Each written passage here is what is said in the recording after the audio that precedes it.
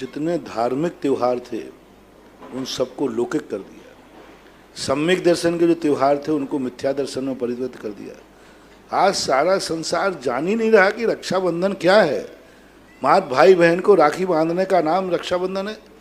जैन आगम में भाई बहन की राखी का कहीं उल्लेख ही नहीं है, कहीं चर्चा नहीं है, दूर दूर कर कहीं भी नहीं। जब भी रक्षाबंधन की बात आती है तो कहानियां गढ़ दी जाती हैं और कोई ऐसा बताते हैं कि वो कृष्ण जी और द्रौपदी के लिए उस समय की बात है, कोई ऐसा। तो ये सब चीज़ें मूल रूप से जो रक्षाबंधन है वह रक्षाबंधन इतना धार्मिक था।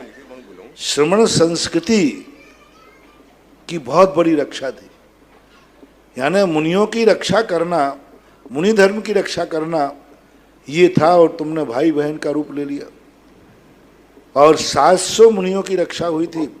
उन 700 मुनियों को कम से कम, तुम लोग कहते महाराज जी हमसे बिल्कुल भी उपसर्ग सहन नहीं होता, हमें घबराहट होती है, थोड़ा ही सा उपसर्ग आ जाए डर जाता हूँ। कैसे डरोगे? नहीं। आपने कभी उपसर्ग विजेताओं की पूजा की नहीं? मैंने आज प्रातःकाल कहा था, जैसे कि तुम पूजा करोगे तुम्हारे अंदर वैसी शक्ति आएगी। अब थोड़ी थोड़ी बातों में तुम्हारे ब्रेन हेमरेज होता है, टेंशन हो जाता है, ब्लड प्रेशर बढ़ता है, हाई हो जाता है, घबराहट हो जाती है, नींद खराब हो जाती है। क्यों होती है सब? क्योंकि कभी आपने उपसर्ग सहन करने वाले मुनिराजों की पूजा नहीं की।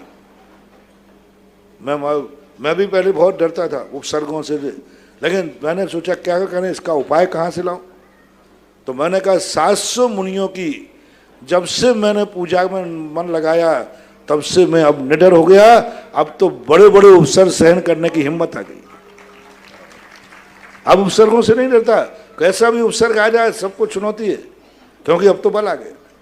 तो 700 मुनियों ने जिन्होंने उपसर्ग सहन किए, अपन में उपसर्ग करने की शक्ति नहीं है, लेकिन जिन्होंने उपसर्ग सहन किए हैं कम से कम उनको नमोस्तु तो कर सकते हो, कम से कम नमोस्तु कर सकते हो। तो साल भर में एक दिन ऐसा आता है जब श्रमण संस्कृति की रक्षा होना चाहिए। और श्रमण संस्कृति की रक्षा के लिए जब रक्षाबंधन हो, प्रत्येक व्यक्ति को, मुनि भक्ति तुम लोग करते हो, जय जयकार, ये मुनि भक्ति नहीं कहलाती। कम से कम साल भर में एक बार, और एक सबको इकट्ठा मत चढ़ाओ।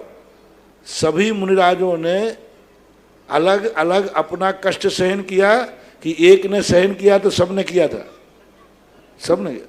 तुम तो क्या करते हो, पर 3 चावल रखोगे हाथ पे, सप्त सैकड़ा मुनि सुजान रक्षा करी विष्णु भगवान वाह स्वाहा। नहीं, कम से कम इन उपसर्ग विजेता मुनियों की यदि तुम पूजा करोगे तो तुम्हारे अंदर साहस आएगा, विल पावर बढ़ेगा, इतना स्ट्रांग विल पावर हो जाएगा कि बड़े बड़े संकट भी आएंगे तो तुम्हारे माथे पर सिकन नहीं आएगा, तुम्हारा ब्लड प्रेशर नहीं बढ़ेगा। ब्लड प्रेशर जिनके बढ़ते हो, घबराहट जिनको होती हो, ब्रेन हेमरेज की तैयारी जिनकी हो, थोड़ी सी टेंशन में आ जाते हो, वे 700 मुनियों की पूजा करो, ऐसा ताकत आएगा कि पहाड़ भी टूट पड़ेगा, तुम उसे फूल के समान मान के निकल जाओगे।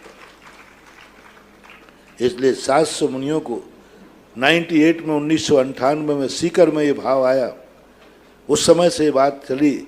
कम से कम 700 मुनियों के लिए जो मुनि भक्त हैं वे अपने खुद के 700 श्रीफल, 700 हर मुनिराज को एक एक श्रीफल चढ़ाओ। उन्होंने तो देखो कितने उपसर्ग सहन किए, हमारे पास उनकी प्रशंसा के लिए एक श्रीफल नहीं है, उनकी आराधना के लिए हम एक श्रीफल नहीं चढ़ा पाएंगे।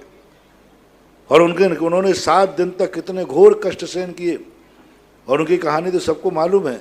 तो ऐसी स्थिति में ये बात को मैं खुद 700 मुनियों के अर्घ बैठकर पढ़ता हूँ। मात मैं बड़े बड़े विधानों में नहीं बैठता, कल्पद्रुमंडल विधान में मैं नहीं बैठता, प्रवचन किए चले जाते, पंचकर्णाक में प्रवचन किया चला जाता, बड़े बड़े विधानों में नहीं बैठता, क्योंकि बड़े बड़े विधानों का फल है धन वैभव। उनसे क्या मिलता है? धन वैभव मिलता, वो मुझे चाहिए नहीं। मुझे तो चाहिए है कि मुनि पद पर कितने भी संकट आ जाएं पर मैं उस संकटों में डिगू नहीं, ये शक्ति चाहिए मुझे। और इस शक्ति मुझे चाहिए है तो मैंने सोची ऐसी कौन सी पूजा मात पूरे विधान में बैठता हूँ तो इन 700 मुनियों के अर्घ में बैठता हूँ और इन अर्घों को मैं भी वाचन करता हूँ, मैं खुद नमस्कार करता हूँ। इसलिए ये जो रक्षाबंधन का है, आप लोगों ने आज कमेटी ने आशीर्वाद लिया तो आज बात हुई रक्षाबंधन को शास्त्र